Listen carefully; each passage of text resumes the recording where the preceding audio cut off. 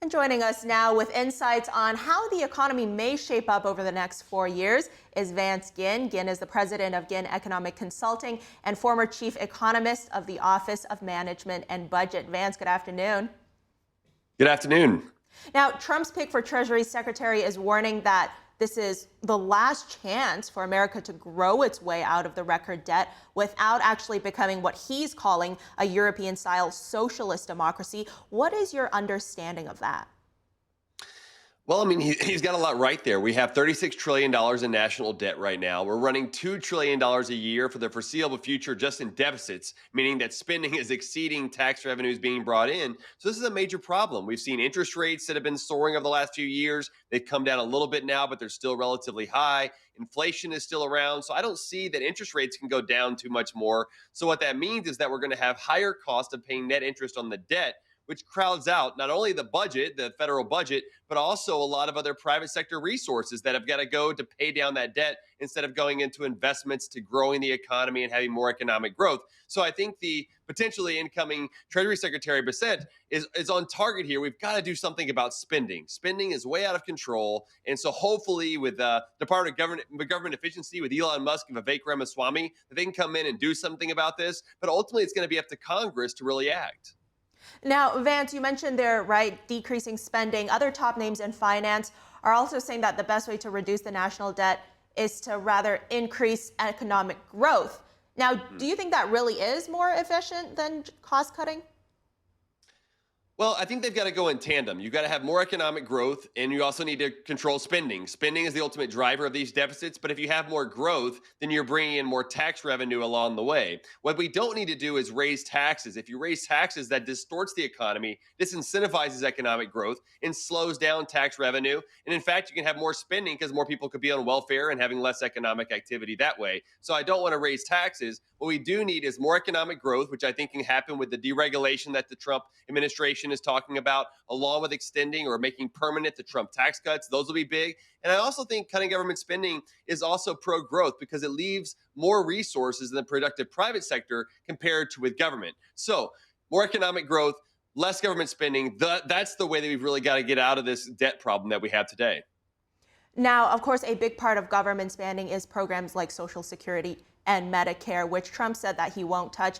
Now, there are differing opinions about how this topic should be approached. What's your take? Well, look, Social Security and Medicare, as we know, are the big elephants in the room when you think about what needs to be done with the budget. It's about 2/3 of the budget, the federal budget, just in those two alone. So at the end of the day, something's got to be done. At the same time, it's also politically, very tough to touch either one of those when you have many of those who are over 65, who happen to be many of the voters, don't want to do anything about it. And so what I think we need to do is find out a good compromise that says, you know what, we've got to do something about these programs to make sure that those that are nearing retirement will get their benefits that they expected. While at the same time, those who are further away from retirement, we might need to have private savings accounts, something else that will allow for them to be in the productive private sector instead of being bent on or dependent on Social Security and Medicare over time. And so I think there's some good things to look at. But it goes back to your first question, though, of we need more growth and less spending. So the spending side, I think, has to do something with Social Security and Medicare, because if not, you're only looking at about a third of the budget to really do anything about if you don't touch Social Security and Medicare. Well, regardless of what step Trump decides to take first when he gets into office, how long would it actually take the Trump administration to implement any change, and how soon will it take for the general public to see those effects? Yeah, that's a great question. I mean, I think, there are some things that they can do on day one. And in the first 100 days, what I hope we'll see is a lot of deregulation, rolling back these costly regulations that have been put in place by the Biden administration of more than $1.8 trillion in hidden taxes across all Americans from these massive regulations that are put in place by the Biden administration, which is one reason why so many people said in that previous segment that the economy is not doing well. A lot of that has to do with the excessive regulations. So the Trump administration can roll a lot of those back with executive orders that I think we would see in a very timely manner in our daily lives, of lower gasoline prices, lower prices in other commodities that are out there, and also seeing more jobs that are being able to be added across the economy. Any sort of spending restraint or cuts would probably take longer because you're going to need an act of Congress. And so there are different ways that they could do that. There's also talk about the Trump tax cuts, extending those through reconciliation in Congress. Or maybe even doing something about immigration. I think that's another big issue they've talked about recently. But those will take longer because that would be Congress and law changes, whereas the executive orders by the Trump administration we could see really soon.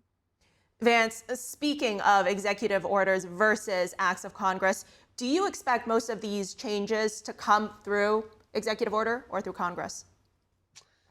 Well, I think initially we'll see a lot more executive orders. Probably on day one, my guess is the Trump administration will have a slew of them, a number of executive orders to roll back a lot of what's been happening over the last 4 years. That's usually what we see from one administration to the next, especially when you move from Republican to Democrat and then Democrat to Republican. You see a lot of that happen on day one within the first few days. Whereas the ones from Congress are going to take a while. They're going to debate them. They're going to see, okay, what can we do here and there between the Senate and the House? And the Republicans have majorities in both the Senate and the House, but it's a smaller majority in the House of only about 2 seats. So that's going to be an interesting tension between the Democrats and Republicans to try to get something done. But I'm hopeful that what Trump can do is to use the bully pulpit and say, you know what, we've got to get our fiscal house in order. And because if we don't, we can't control inflation. We can't control interest rates. We're going to still have a subpar economy. And that's what we can't have moving forward. Too many people are suffering. And that's what came about from this election. I mean, he's got a majority of the Americans on his side now. The first time that's happened since 2004, we've seen an outright winner on a majority, especially for a Republican, right? And so this is going to be an interesting situation that I hope that he'll take advantage of in the first few days with some key executive orders. Yeah, and we just saw Biden earlier, a couple of days ago, as well as today, also touting his economic accomplishments in his administration. Vance, last question here. I'm going to ask you what I asked Robin Byro earlier today on our show. Do you see the Republicans and Democrats perhaps getting together on the issue of the economy and inflation and working in a nonpartisan way to solve the issue?